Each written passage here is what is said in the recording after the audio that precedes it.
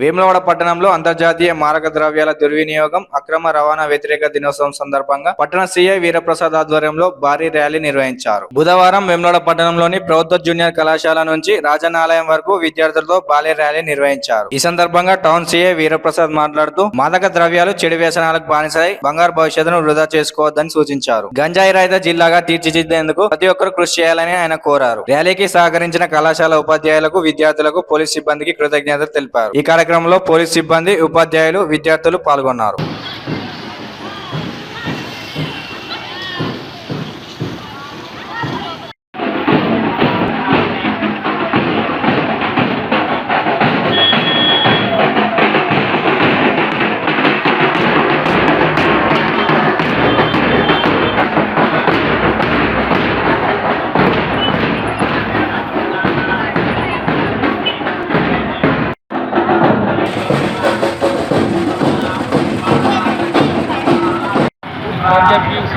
నుంచి మనం అన్ని కాలేజీలు వేములవాడలో అన్ని ప్రభుత్వ మరియు ఆధ్వర్యంలో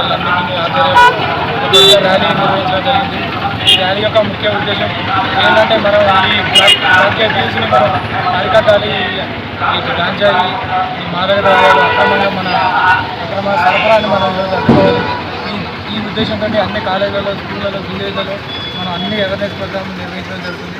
దానిలో భాగంగానే ఈరోజు అంతర్జాతీయ డ్రగ్ వ్యతిరేక దినోత్సవం సందర్భంగా కూడా మనం ఈ పెద్ద ఎత్తున వేములవాడ ర్యాలీ ప్రజలకు ఒక అవగాహన కల్పించడానికి ర్యాలీ పెద్ద ఎత్తున ఎక్సైజ్, పోలీసు మరియు అన్ని డిపార్ట్మెంట్లు, పొలిటికల్ లీడర్లు అందరి సహకారంతో ఈరోజు పెద్ద ఎత్తున ర్యాలీ